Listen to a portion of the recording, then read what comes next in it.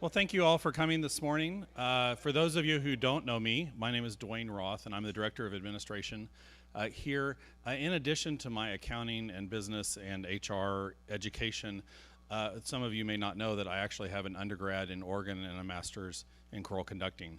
So when this position came open, the first thing I did was go to YouTube. And I was like, oh great, moving to just being in the business office was, okay, it has to be good music or I'm just gonna go nuts. Here's the great thing, at Christ Church you have great music. Mentors of mine that have very outstanding music ministries actually listen now to your live stream of the evensongs and just love it. So we are truly blessed here at Christ Church to have Tom and all the choir members that you see in front of you. And we're glad that you are here today. If you have any questions, keep them, and I'm sure there's going to be some time at the end to take some questions. So be thinking about that. So without any further ado, Tom?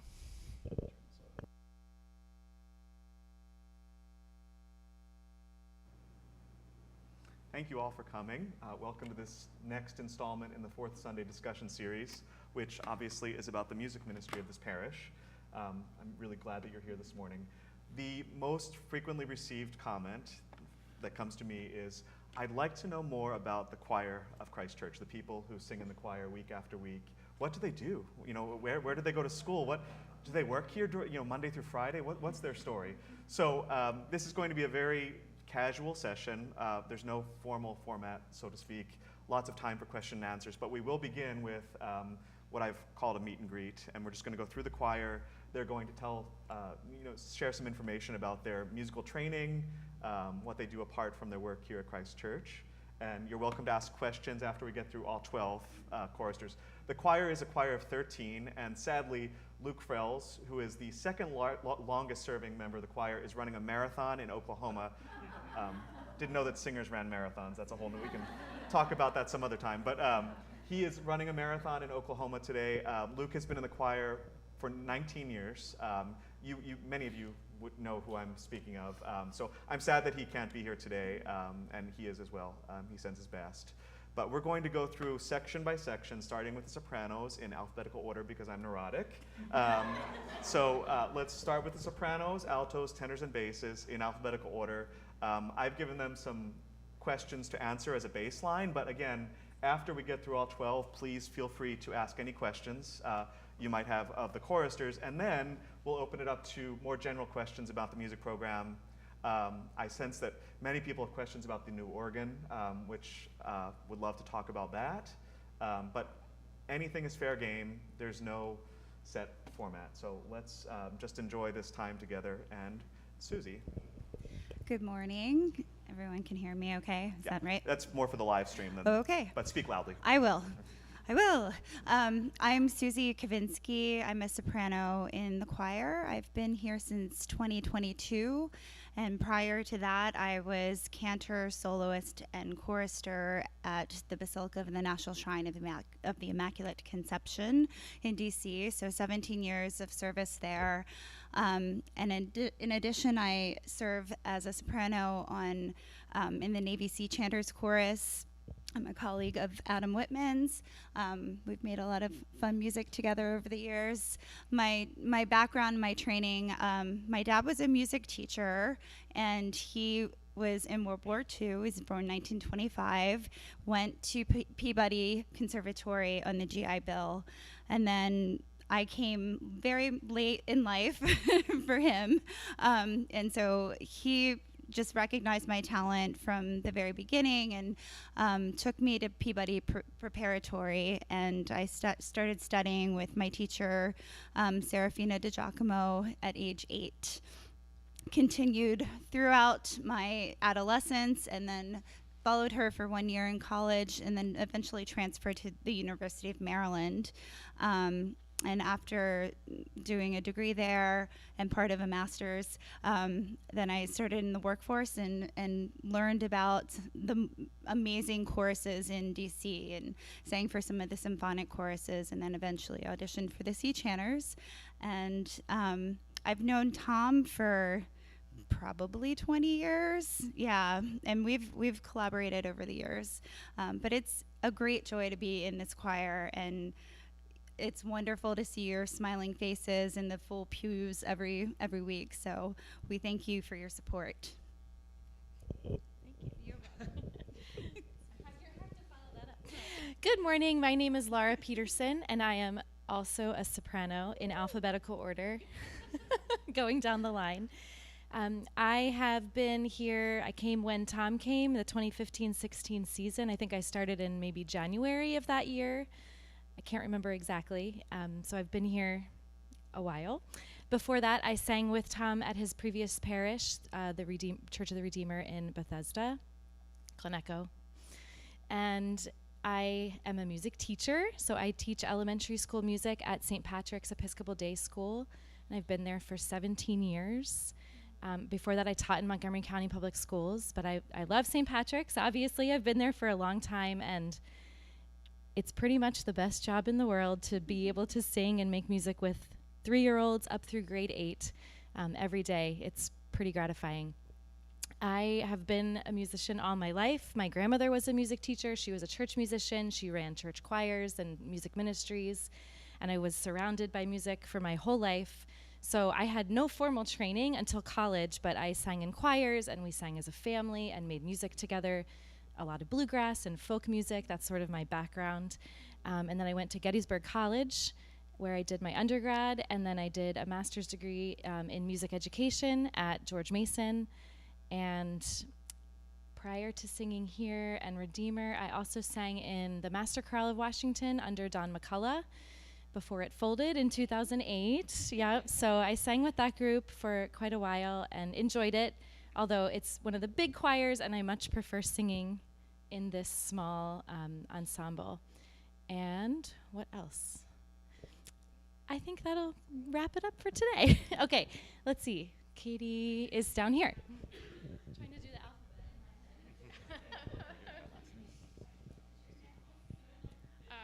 Hi, so my name's Katie Serene. I'm definitely a newer face because I joined the choir just this season.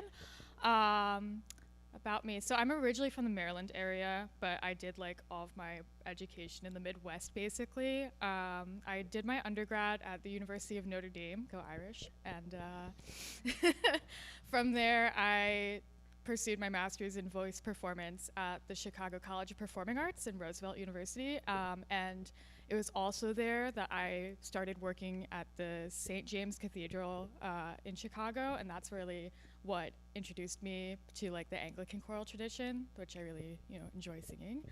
I didn't move back to the DMV area till about 2 years ago, 2022, and from there, eventually I saw Tom was auditioning for soprano, so here I am. I'm trying to think what else. In regards of other experience, I did do a lot of different choral singing at Notre Dame. I got some great opportunities with Notre Dame Vocal under Carmen Helena Tellez. Things like singing at like the Princeton Music Festival and other really cool opportunities, going to Mexico and Chile to sing music. And it was also there that like really helped kind of like solidify my ability to like learn music very quickly, sight read really quickly, do all sorts of amazing choral rep that spans the gamut from like medieval Renaissance to things that were published like yesterday. So yeah, I'm kind of trying to think what else would be relevant. What do I do during the day? Currently, I'm the office coordinator at a small business life sciences company, which kind of brings things full circle to me, because growing up, I was really interested in science and thought I was gonna like be a surgeon, because I was one of the few girls in my class who liked doing the dissections and whatnot. And I started college as a biology and music major, but Gen Chem ended that dream really fast. So I switched to the anthropology, which kind of let me pursue that interest and more realistically graduate in 4 years. But now that I work during the day for like a life sciences company, it just kind of brings it all back. Over to Maud.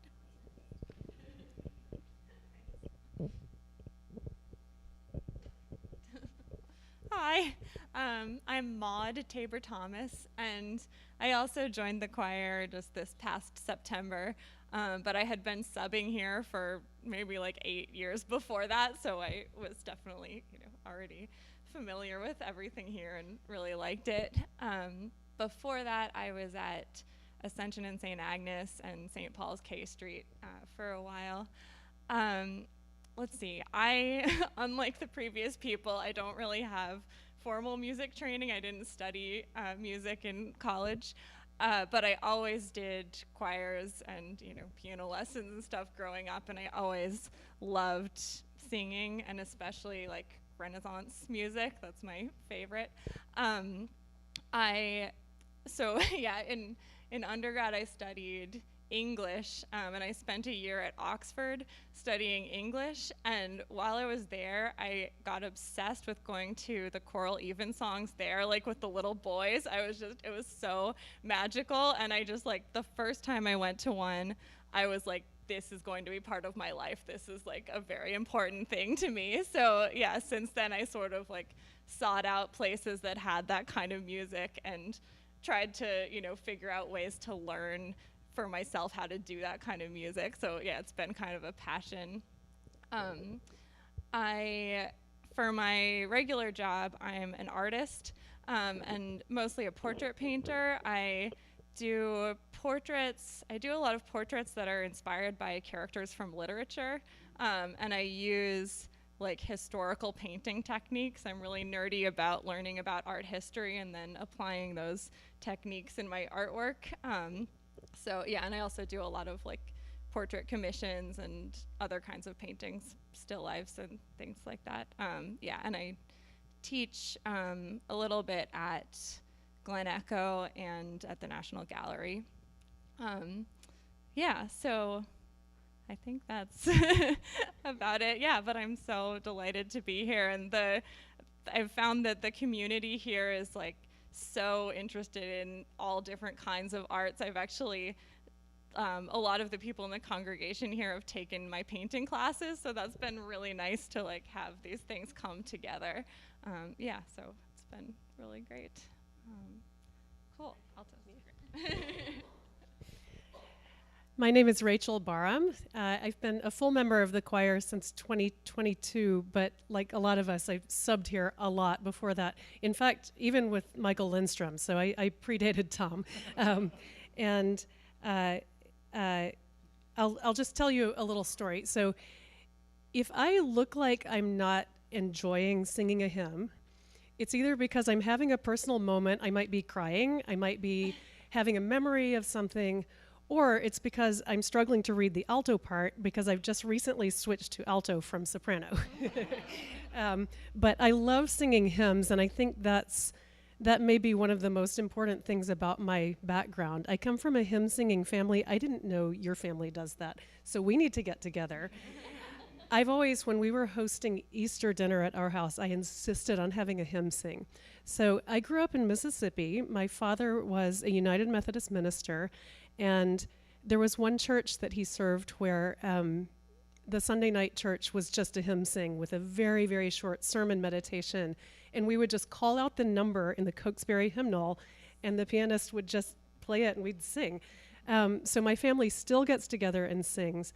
If it's me and my brother, who's a tenor, my mother, who's also a sopralto like I am, and then my husband, who's a baritone, we have a quartet and we can just go to town. But I'm a poetry nerd, I guess, and having so many hymns memorized is such a joy of my life. It's such a gift. I walked 10 miles recently, and I realized that I have 10 miles worth of hymns in my head, at least. So I did grow up in Mississippi, and the only place I didn't live in Mississippi was the Delta. I lived all over, everywhere else. And I got my high school, which was in Long Beach, Mississippi, on the coast, had a very, very good choral program. Then I went to Millsaps College in Jackson, Mississippi for my undergrad. So I have a Bachelor of Arts in Music and European Studies and minors in German and Classical Studies. All of that, I'm not really that much of an overachiever, but my father said, if you want to go to this study abroad program in Hungary your junior year, which I did, you have to make it count towards something. So I ended up getting another major in European studies, so it would count toward my major. So I studied in Hungary for a semester. And then I moved here in my early 20s to this area. And my first job was at the library at the National Gallery of Art, which has hexagonal elevators, if you can ever get anybody to show you. It's a building designed by I.M. Pei, whom I got to meet one time, actually. So I was working there. I only worked there for about a year. I didn't really like it that much because it was a little too structured for me. Like, I had to be there on time. It was like, what? And so one of my friends was studying in library school at Catholic University, and she gave me this announcement that there was this job opening in the music library at Catholic University. I'm like, what's a music library? So I ended up getting that job. It was an assistant job. I don't have a library degree. And working in the funnest place in the world for 16 years. In approximately 2017, they decided to combine all the branch libraries into the main library at Catholic. And so the fun kind of went away because it was in the School of Music. So people would come in singing and tap dancing and it was a very lively library. And all of us would go up to meetings at the main library. People would be like, So I left that job without a plan, and now I am self-employed. So when people ask what I do, this is what I do. I sing around town, wherever, and I also do some other, I do academic editing and some other things around town. I'm a substitute music teacher at the Murray School, which one of my friends roped me into. But that's been a lot of fun, and I can always say no if I have something else going on. Let's see. And I do some solo work sometimes, but I really love choral singing. So I'm going to tell you a couple of things about my hobbies and obsessions, and then I'll turn it over to the next person. I ride my bike everywhere. I'm a bit of a tree hugger. I love everything about nature and earth, and I'm just always filled with wonder at something. It surprises me every single day. I can write something every single day that has surprised me that I've seen in nature. I'm a yogi. I have a regular yoga practice, and I even do aerial yoga, which is really fun because I get to hang upside down like a bat. I learned to ski after age 40, and I'm not that bad. I have a stand-up paddleboard, which converts to a kayak, so I love being on the water. I like to cook seasonally. I've been a member of one CSA, Community Supported Agriculture, from one farm for over 20 years now, I think. I was a founding member of that CSA. So we get a box of whatever's in season every week, and I deal with it. I just cook it.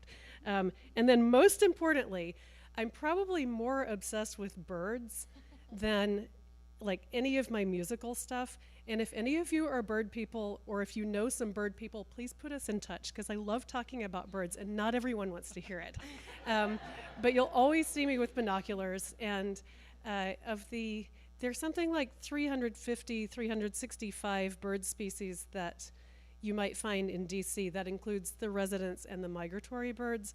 Most of them, I can tell you what it is before I see it, because I know all the sounds. So I love the sounds of birds.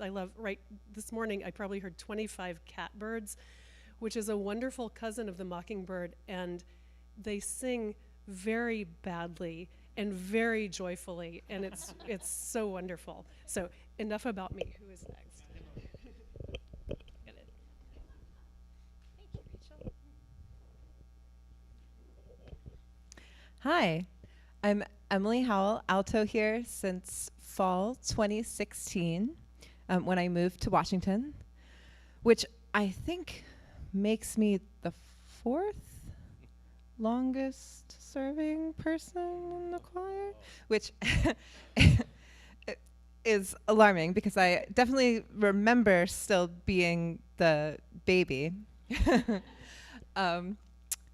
And in my day job, it has nothing to do with music. I'm a specialist of data analytics and research at the DC Public Schools Central Office. I have a few years of middle school teaching under my belt, but have left that far behind now.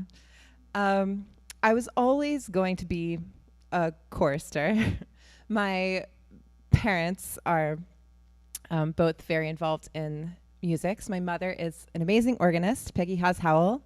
I won't give you her resume, but suffice it to say that there is an incident in Bill's past where where they crossed paths. I'm going to let him tell you because I wasn't there. But the 70s. yeah. But she's a wonderful organist, and I've been singing in her choirs ever since, I mean, probably before I was born. The first the first contribution I made was being the baby in the Christmas pageant, and then I played every other role there is to play after that over the years until I graduated from high school. My father is an organ builder, a wonderful one, Howell Organs, and I was very lucky this fall in Vienna to see one of the earliest organs that he worked on when he was working for Rieger Organs, which is an Austrian company, at the Augustinerkirche in Vienna.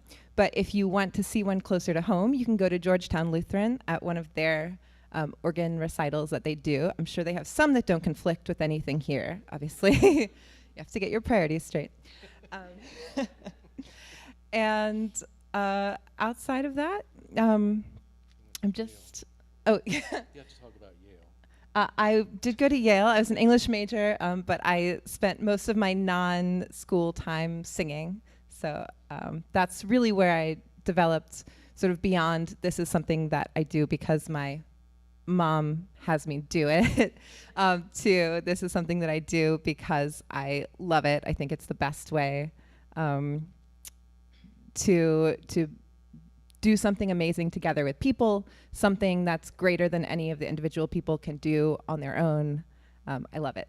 And it's also where I started singing in professional choirs at Christ Church New Haven, and really experiencing kind of the more higher church, more structured. We have a lot less incense than they do, which I'm sure no one in the choir is sad about. And that's it. So thank you for having us here to meet you today. It's nice to see you outside of there. Good morning. My name is Anya Trudeau. I'm also new this season. I graduated from my undergrad in 2022. I dual degreed in English and International Relations, and I minored in vocal performance under Jennifer Casey Cabot, so that was a fun trip. And then I graduated from my master's in public policy, specializing in data science in 2023. So one short, awesome year was very good for me. I have been singing in choirs my whole life, starting with church choir at St. Jerome's Catholic Church in Hyattsville. Started probably singing polyphony and falling in love with that in 2013 maybe. I was 13 years old. And that gives you an idea about my age, which I won't tell you. And then I started singing in Luke's, formerly known as the Singy Thingy, directed by our wonderful director, Robbie Napoli, who's sitting right next to me, who you'll hear from next.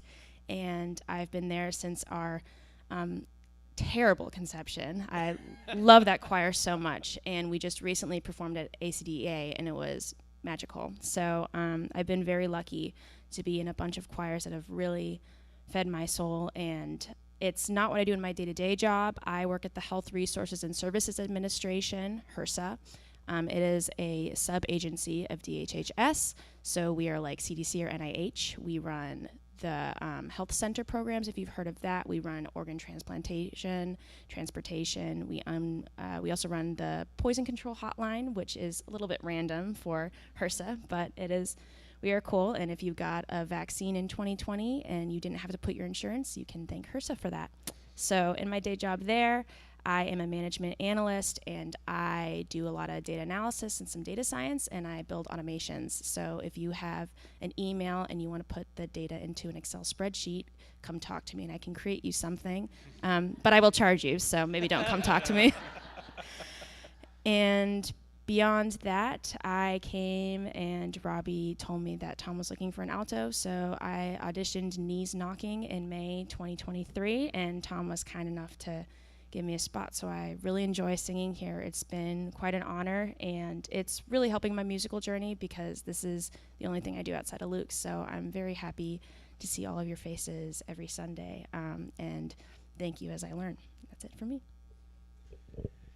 Hello, everyone. I'm Robbie Napoli. So Anya spent some time talking about the fact that we know each other. I have known Anya since middle school. We grew up together in Hyattsville, Maryland, and started a choir together, among other things. So it's really cool to get to sing, not always next to, but definitely always with her, and to sing with all of these other lovely people as well. I am a high school music teacher in Anne Arundel County. So I actually live over in Glen Burnie and drive the 45 minutes over every morning, or every Sunday morning, I should say. But yeah, I teach at Chesapeake High School. I have 3 choirs and a competitive a cappella group, which was definitely a new journey for me when I started there. And I also teach guitar and piano and music tech. So that's sort of what I do during the day. As far as me getting into music, I like many.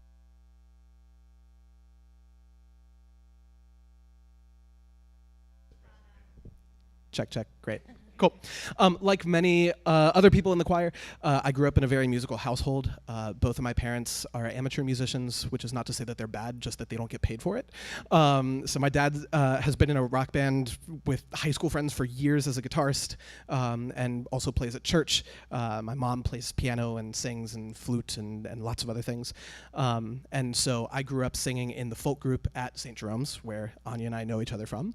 And that was sort of my first musical experiences, but what really got me into music and what made me plan on sort of going into music as a career was not probably something that the rest of the folks in the choir had in terms of a path.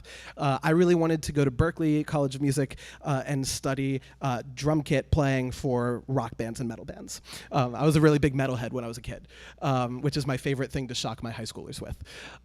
So that was sort of how I got into music in a more intentional way.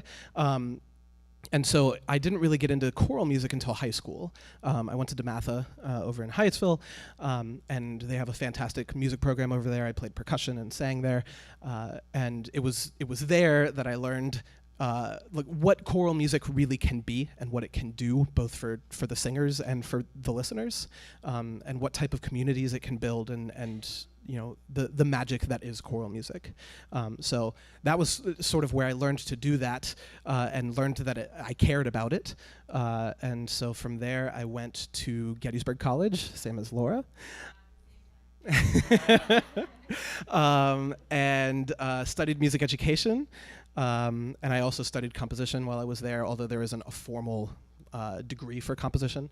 And so I did that. I was in an a cappella group there, and that was a lot of fun. And then when while we were in high school was when Anya and I, and also Tommy Rust, who used to sing with the choir, he's also an old friend of mine, we and some others started a choir called Luke's, L-U-X, that has really grown over the years. It's been a pleasure to have some of these folks sing with Luke's, and it's sort of grown into its own professional thing, which has been a real journey and a huge blessing in a lot of different ways. If you want, I will talk your ear off about Luke's. These people are used to me doing that, and I'm sorry. But if you want to know more, I'm more than happy to say more things about it.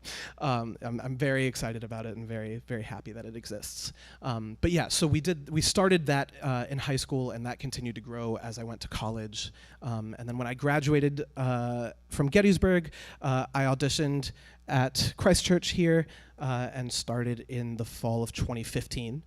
and I've been here, 2019. I always mix up my high school and college graduation years. I started here in 2019, excuse me, and have been here since. And as Tom said after the last Evensong, this is also unfortunately my last season here, at least for a bit, because I'm leaving to go to the University of North Texas to study choral conducting for my master's.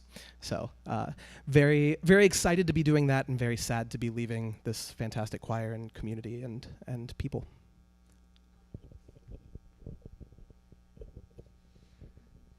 I'm Adam Whitman. I've been here since around the same time as Emily, 2016. We kind of started at the same time here. But before that, I sang sub for Tom at his last church, Church of the Redeemer. But before that, like growing up, I was the grandkid of a Baptist preacher in Florida. And so my dad was the minister of music there. Again, amateur, not trained, but not bad. So I grew up, I guess, singing as a family. We actually had a bluegrass band called Slim Pickens. I played the fiddle, and my dad played guitar, my brother played bass, and my mom would sing. So also grew up hymn singing with family. Many family reunions ended that way. So I grew up pretty conservative Southern Baptist, and then I went to Florida State University. I was actually a trombone player. I'd never sang in choir at school. I had never, the only choir I sang at was my church choir. And so I went down through the ranks, started as soprano, alto, sort of settled on tenor, alto by the time I left. But so I went to Florida State to do a degree in trombone and accounting. Neither of those stuck. So I joined this little octet through the Baptist Collegiate Ministries there. That was like a little singing group, and we would do mission trips to Germany every year. And one of the girls in that group was like, "Why aren't you doing singing? Why are you?" And I was like, "I don't know." I was like, my foreign language, skills end at La Cucaracha, or Frere Jacques. That was about as far as I knew any language. And so she helped me, and because I wasn't enjoying the sort of what I was doing with trombone and accounting. So she helped me audition for the voice studio, and so then I switched over to a choral music ed degree, and I fast-tracked myself through that. And so then I started teaching high school chorus in Apopka, Florida, Central Florida, Orlando area, and I resigned in 8 weeks. But that was only because they wanted me to teach math and English, more classes of math and English than I would be teaching music, and so I said, no, thank you. So I called my professors at Florida State and was like, what can I do? I need to relocate or something, help me find a job. And so one of the people in the Sea Chanters chorus was a student of my professor when my professor was at James Madison. So he got me in touch with this person, and they told me about the Navy Sea Chanters chorus. So then in 2008, I auditioned for that and got in, and so I've been there since 2009, so 15 years this year, which is kind of crazy. And so then, so I came up here. I had never imagined that would be a job that I would do. I always thought I would be a teacher, although I did think that I was going to be on stage at some point singing in a Southern gospel quartet at some point, but yeah. I mean, I have sung many Gaither things with this job, so anyway, so that sort of came full circle. But so then, again, I joined here. That is my day job with the Sea Chanters. Let's see, I've been here again, since 2016. I was also the music director of the Sea Chanters for a couple years. I have a master's degree in choral conducting from George Mason. And yeah, I love it here. I love all of y'all, and I love this community a lot, so. Oh, sorry.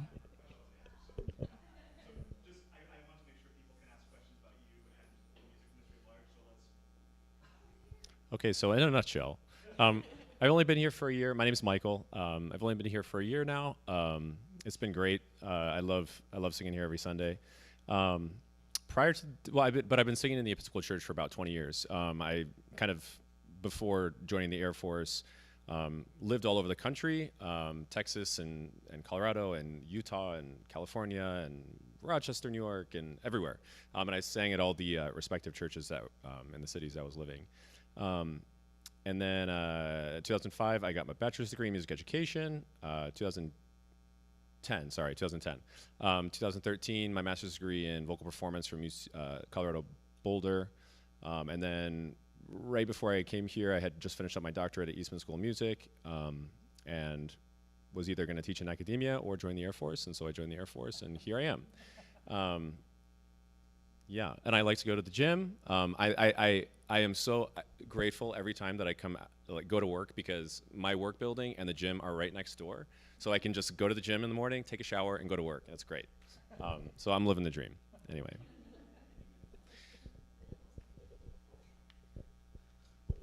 I don't think we have enough minutes this morning for me to tell you about my life history, which began at Christ Church 40 years ago. And I was saying to Dwayne this morning, I've never been able to attend an adult forum or discussion like this, and here I am both attending and speaking to you at the same time. So that's kind of amazing, because usually we're upstairs rehearsing with the choir. I first became aware of Christ Church even before I started singing here. And around 1977, I was at the University of Richmond studying music, and that's where I met Emily's mother, Peggy Haas, at the Episcopal Church downtown, St. James's.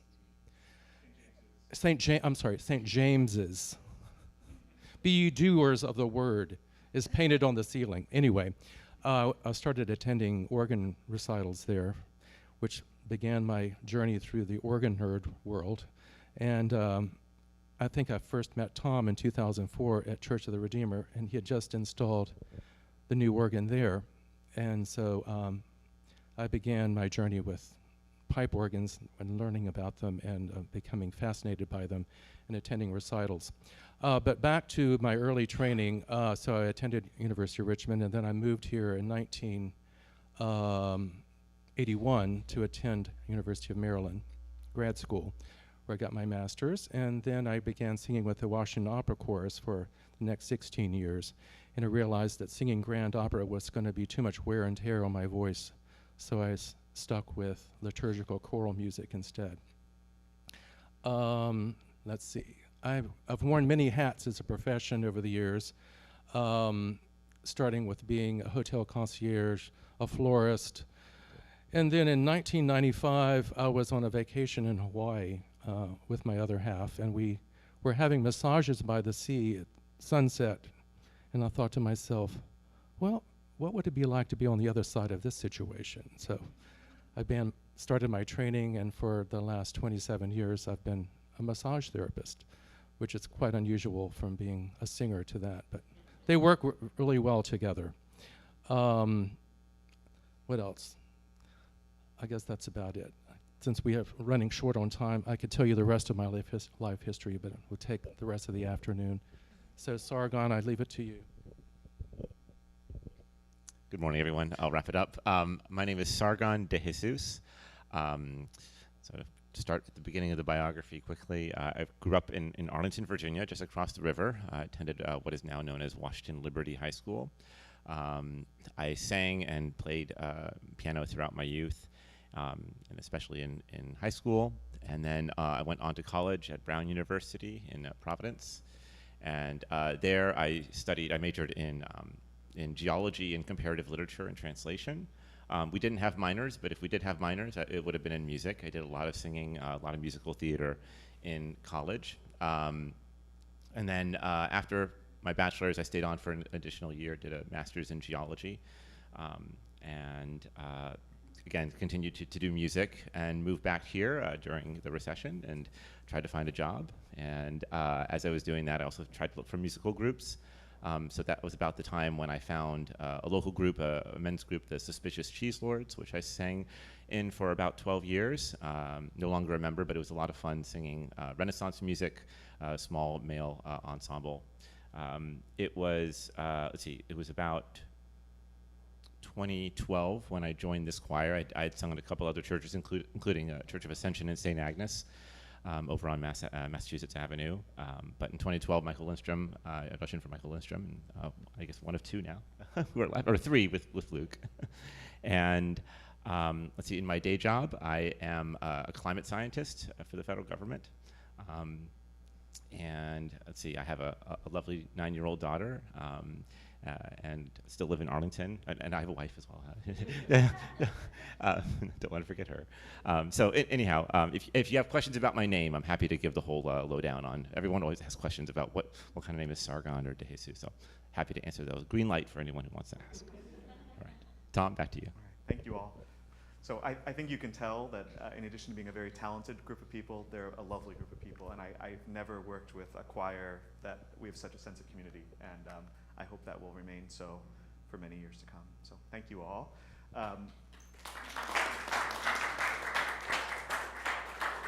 And now we have time for questions. Any questions are fair game. Any question is fair game. I will say though that we, the choir, we have to go in there for at least 4 minutes before the service starts to rehearse. So, so we will watch our time carefully. But questions about individuals, the choir collectively, about music making at Christ Church, anything at all? Yes, sir. The new organ. Okay. That took a moment. As part of the capital campaign, as most of you know, the two major pieces of it are the complete renovation of Linthicum Hall and the installation of a new organ. When I got here 8 years ago, I naively and probably arrogantly thought, okay, someday soon we're going to replace this digital organ with a pipe organ. After much study and consultation, we've had the country's best acousticians in. We are going to replace the digital organ with another digital organ, to my great surprise. But I'm absolutely certain at this point that is the right thing because of the complicated architecture and acoustic of our church. The things that make our space beautiful are the exact things that would hinder the success of a multi-million-dollar pipe organ. For me, at least, I only speak for Tom Smith, it became a matter of stewardship. In the end, we could spend $4 million, $5 million on a really world-class pipe organ, and I reached the conclusion that that would not be as successful as a really well-built digital organ. So, and others have participated in this conversation now for probably 6 years. It's been a long conversation. So we are going to, we have commissioned, it's a joint venture between R.A. Colby, which is a pipe organ builder based in Johnson City, Tennessee, and the Walker Technical Company of Zionsville, Pennsylvania. Essentially, if I boil this all down, it will be a Walker digital organ in R.A. Colby clothing.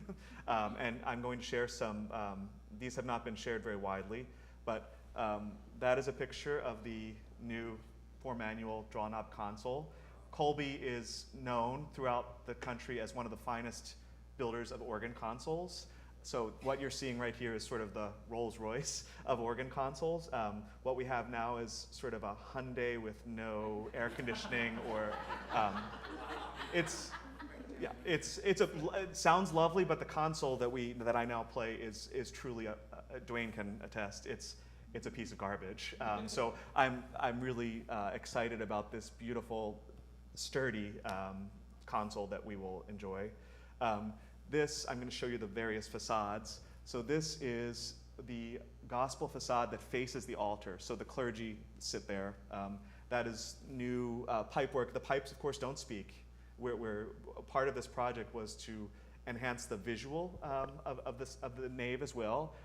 So those beautiful gold pipes and all the woodwork that is below, that's all will be brand new and custom made.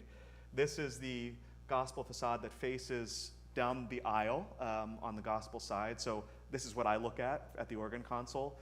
Similar array of gold pipes, custom woodworked, and keeping taking the two-tone. If you look at the reredos of the church, you'll notice the two tones of wood. That's going to be carried through in all of this new woodwork.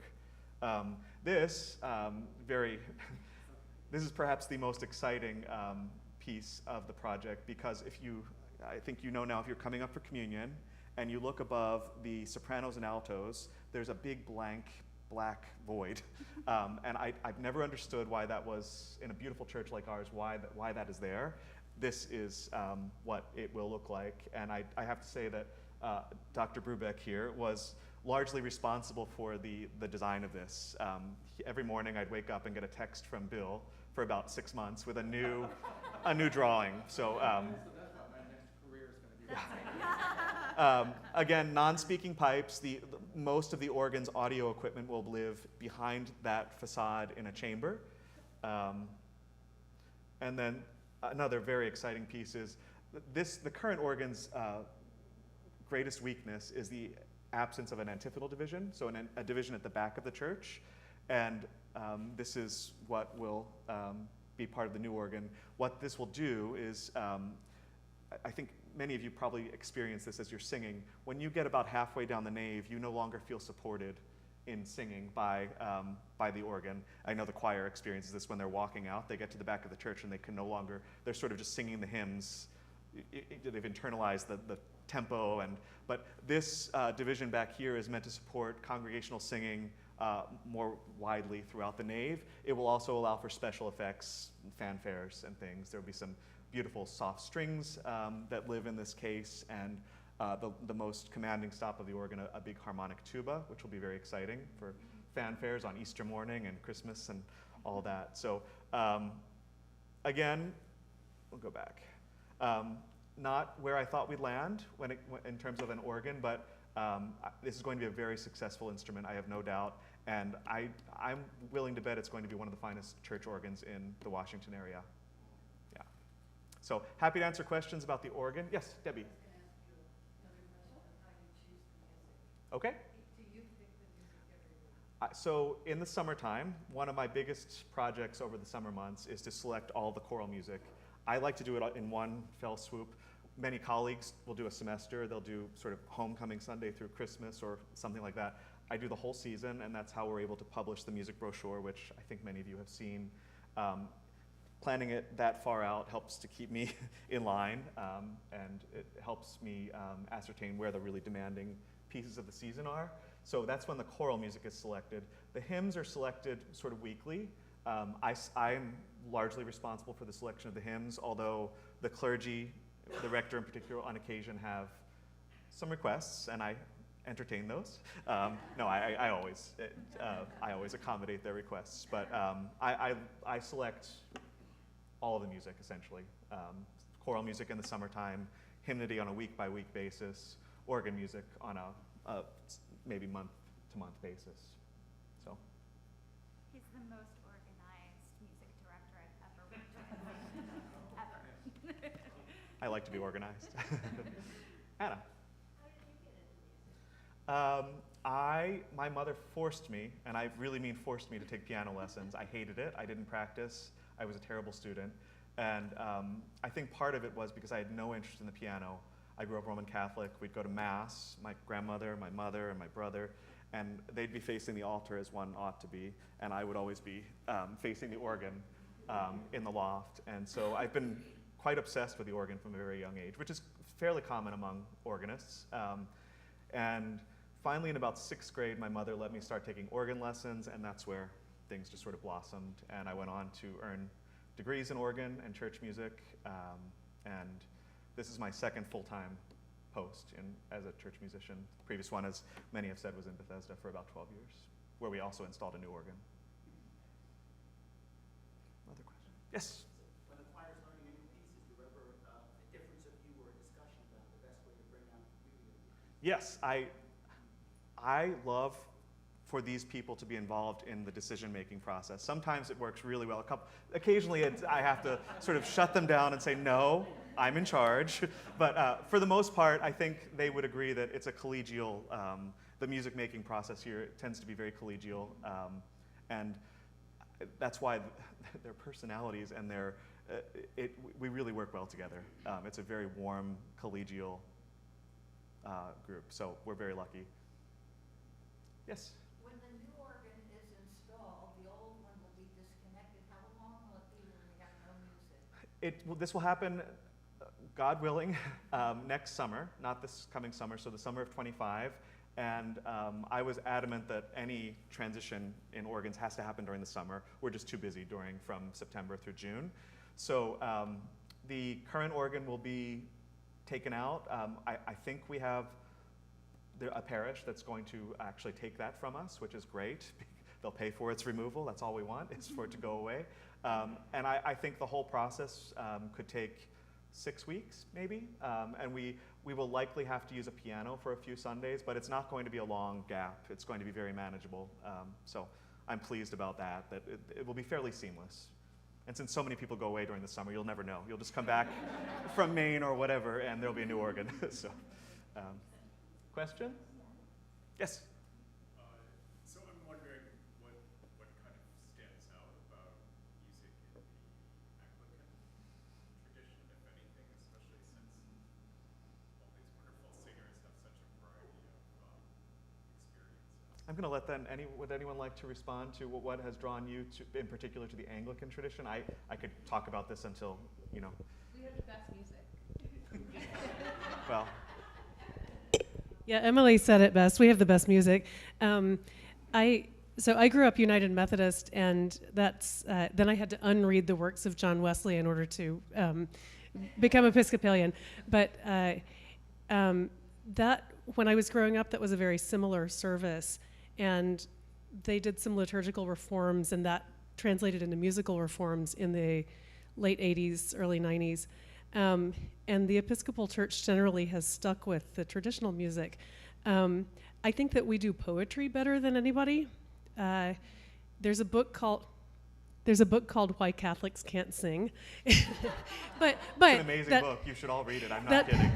That tradition was grounded in Latin, and so they've only recently been singing in English in the Catholic Church, whereas we've been singing in English forever, but we also do other languages and things. But the music and the liturgy have this dance, and throughout the liturgical year, and also just in a service itself, that it's this very specifically prescribed way of doing things.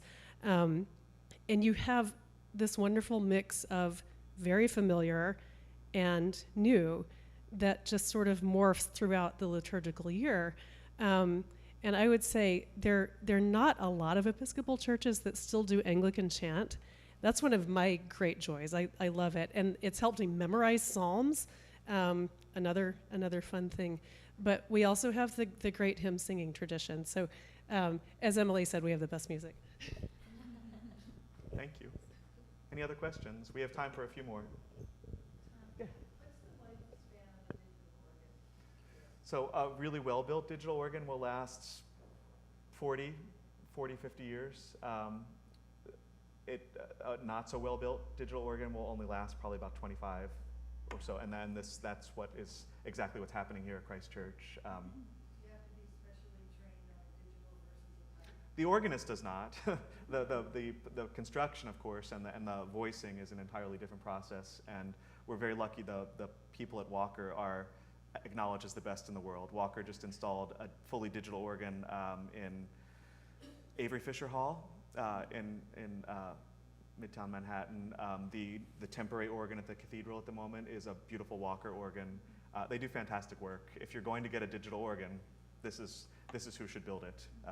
And again, as I said, we're putting this digital instrument in this beautiful clothing, which also is very uncommon. Usually digital organs are just they just show up, there's speakers all over the place.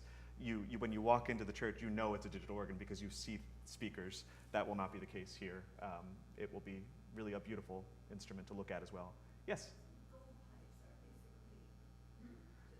They're non-speaking facade pipes. Yeah. And we have those now. We have some of them. They're not nearly as attractive as these, but we do. So, yes, they are decorative. Yes, they are decorative. had to fill that void with something. So, yes. Other questions? Father Fred. It's hard to believe that we did not have Holy Week services until the 70s Mm-hmm. in the prayer book. I'm particularly interested in what we do here for Good Friday. How involved are you in the creation of liturgy? Me, personally, I'm very involved. I have a strong interest in liturgical history and liturgical practice. I actually minored in liturgy as an undergrad, and so I'm very lucky in that Father Tim has brought me into the conversation deeply in terms of liturgical planning and preparation, and I enjoy it immensely. For me, the music is subservient to the liturgy, so everything that we do, everything that we sing, everything that I plan serves the liturgy that we set out at the start of each season. So, questions? We have 2 minutes. Sargon. Can you talk a little bit about how this space of the organ, the space that the organ takes up, and the digital one that is? Is it mostly speakers? Is it mostly electronic devices? Yeah. So the mechanics. So a pipe, if we were to, I'll contrast this with a pipe organ. If we were to install a pipe organ of the size, not only would the price tag be, let's see, 4, 5 times what we're actually going to spend on this instrument, it would require a massive, oh my goodness, they're early, require a massive amount of space. We could not possibly accommodate a pipe organ of this size in this church, given the space that we have. If you look, this is where, as I said, most of the organ's audio equipment will be housed. The speakers will live in a chamber that's only about 5 feet deep. So it's all, and that's part of the advantage, is that because the speakers are so close to the facade there, that sound is able to travel down the nave more effectively, whereas a pipe organ of this size, pipes would be buried way, I mean, we're talking 14, 15 feet back. They have no chance of getting down into the nave and supporting congregational singing. So that's one of the principal arguments for this digital organ over a pipe organ. I know that what do they call shutters on Swell shades? Swell shades. Will you have those as well? Digitally, but no, there will be actually no moving swell shades. No, you don't need them with a digital organ. Again, one of the important things about this digital organ is that the type of repertoire we do with Howells and Stanford and so forth wouldn't be possible if we had a 30 or 35 rank organ. It would just sound very ineffective, and I think the reason that we have all of these colorful stops and symphonic sounds will really enhance the music that we do. Yeah, and that's good. Thank you, Bill. And I really do need to stop talking soon. But one of when we were having this conversation about how to proceed with the new organ, what we came down to is the choir is the primary musical instrument of Christ Church, not the organ. The organ needs to support the choir and congregational singing as effectively as possible, and that when we reached that point and that determination, that helped make the decision very clear that this, a digital instrument, will support the choir more effectively than any pipe organ would, because of, again, the massive stone arches that we all love. They're so beautiful, they're iconic. That's what, when you think of Christ Church Georgetown, you think of those stone arches. They make that a very problematic space in which to make music. When were digital organs created? Electronic organs have been around since the early 20th century, 1930s, 1940s, Hammond organs. Digital technology started to creep in the late 1970s, 1980s, and it's evolved rapidly, just like computers have. And again, I can't speak highly enough of the work of Walker. Just go up to the cathedral and attend a service there now, and you will be. It was beautiful for Holy Thursday. Yeah, it's really very successful, and I have no doubt that will be the case here. Yes. Just one comment. I didn't know we did Yes. Oh, that's. You know, is it like less fake or memorized? It's a very successful digital organ. Michael Lindstrom, my esteemed predecessor, for whom I have the greatest respect, he installed this organ. He spent a year of his life voicing it, and it's one of the most successful digital organs I've ever played, and I'm grateful for all the work he put into it. I should also say before we end that Michael Lindstrom was also a source of guidance through this process. He knows this place far better than I do, and he is in full support from a distance of this project and what we're doing. So The old organ was, the current organ was installed in phases, but it really reached its current configuration around the year 2000. Yeah. Yes? Question about the choir. Yes? To the choir. You've been mixing the sections all up and mixing our people up. So I'd like to know why. Quick answer, because we really do have to go. We've had a funeral a couple months ago, before Christmas actually, and for some reason, I don't recall why, we switched and we had all of the tenors and basses on one side and all the sopranos and altos, and I think we were all collectively like, oh, this actually, we're able to hear each other more. The tuning has locked in a different way, so we've sort of permanently changed that. That's not to say we might, we'll try something different perhaps in the future, but for now, it seems to be working quite well. Well, I just thought you wanted to make it more difficult for them.